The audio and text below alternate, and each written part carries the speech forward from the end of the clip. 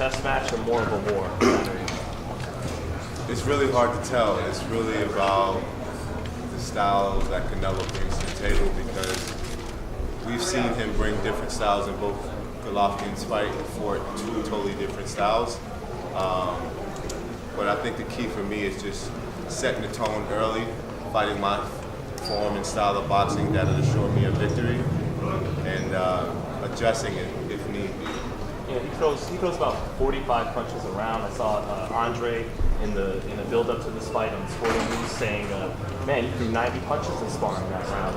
Do you think that's important to this fight? You got to be more active than Canelo? I think that's key in any fight, but definitely this fight, because the more punches that I throw and the more accurate that I am inside the fight, I think will assure me each and every round.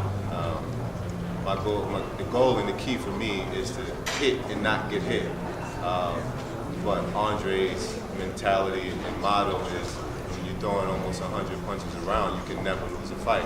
So that's just really the key to victory, is just to stay busy, stay active, especially against a guy who fights in spurts. I mean, throughout Canelo's whole career, we see him fight in maybe half of a round. It's great rounds, you know, but at this level, in my opinion, especially against a fighter like Canelo Alvarez, I need to remain active, busy, my jab popping, my combinations, punches and bunches, and if I need to set up power shots to gain my respect or to push him back or whatever the case may be, we're prepared to do so. Hey, Danny, back here. How you doing? When you were talking to us on the conference call today, we talked about your excitement of coming to Vegas and taking it all in as far as the arrival, the press conferences, just the whole atmosphere. Now that you're here for a few days, and waiting, all that stuff started, the press conference going on, how has it been your expectations as far as, you know, a really big event that you're doing? It's a toll on the body. It's definitely, no, I won't say body, but mentally, it's definitely a toll on your mental state, because at times where you may want to rest or just get to the presser or the main actual events that we do, you have to do 20 different interviews and you have to get up and ready. And you guys know I love doing interviews, so I'm always, you know, just up and giving my best. So it's been a toll, but it comes with the territory. And being at this level, the world wants to see the best fighters, and they demand your attention. So it's just something that I have to deal with and learn how to manage. But I think we're doing a pretty good job, because I'm still very focused and still hungry from Saturday night. Are you having fun? I'm having a great time, yeah. I'm just not a morning person, so that's really it. Other than that, I'm great. I'm having a great time. Danny, Yeah. we were talking about the electricity coming to your first time here in Las Vegas. How do you handle it? You know, this is a big fight.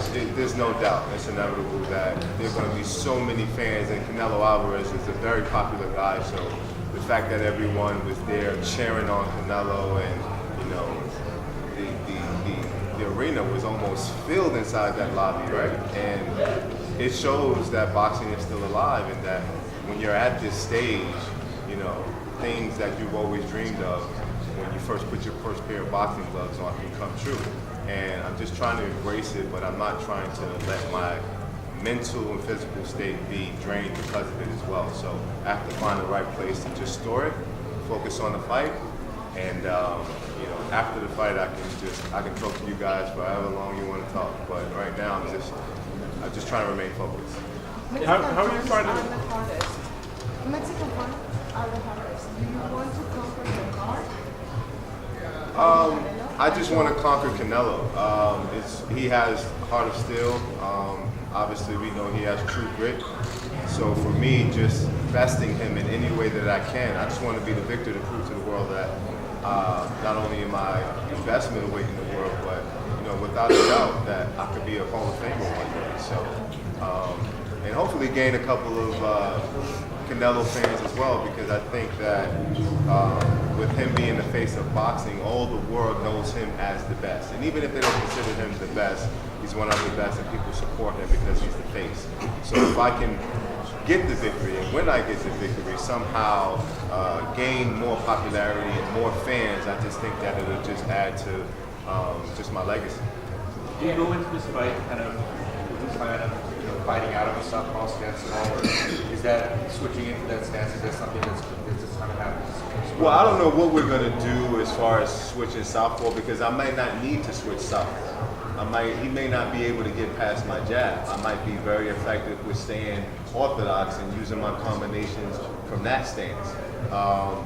When I switch southpaw, sometimes it's just to give the fighter a different look, and it's to get more of an advantage from that stance, because it takes a little longer for them to reach me, because I'm such a long guy, and when I sit on that back foot, I'm even longer to reach to it. Canelo Alvarez has shorter arms, so there's so many things that we can go to. We have plan A, we have plan B, all the way to plan Z. So it's about adjusting, implementing what I need to do inside the fight. From my team, Andre Rozier, he's going to instruct me from the corner and yelling, obviously, from ringside.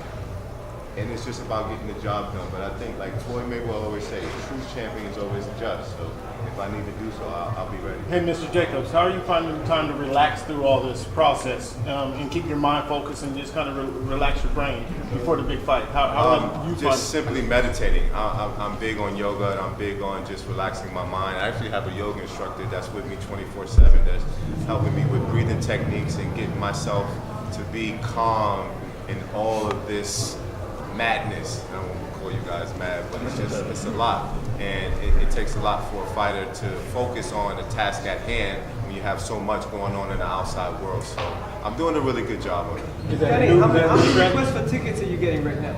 None whatsoever. Yeah, this is the Golden Boy card, and we only got about 20 tickets. So I'll let everybody, especially my family and friends, know that we don't have none. Oscar De La Hoya wasn't having it. Well, Dan, talking about how this is kind of new to you, but Canelo's been here and done that, so people look at that as an advantage for him and experience. But at the same time, because it's your first time here, do you think you're hungrier than he is, and that can be an advantage for you? I mean, I've been in big fights before. Like I've said, I've been in the stadium where it was a sold-out show, and I've fought on TV in front of millions of people viewing. So that nervousness or that feeling is not unfamiliar to me, and I can now strive in it because of the experience that I do have.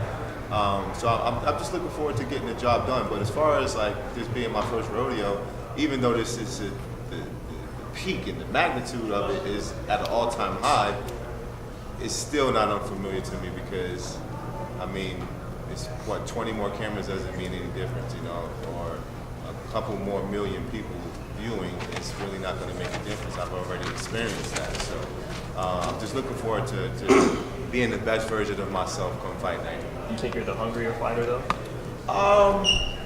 In my mind, I think I'm still hungry, because even though I've had a lot of success in boxing, I still feel like I'm always going to be the B-side. That's just me telling myself mentally, like, you're still B-side, you're still not a champion, you still have to, act as if you're hungry, and act as if you haven't made it, and act as if you haven't had success. And that's what drives me, because where I come from in Brownsville, I never had anything handed to me. So I keep all of those things in my mind to kind of keep me on a straight and narrow. hostile environments?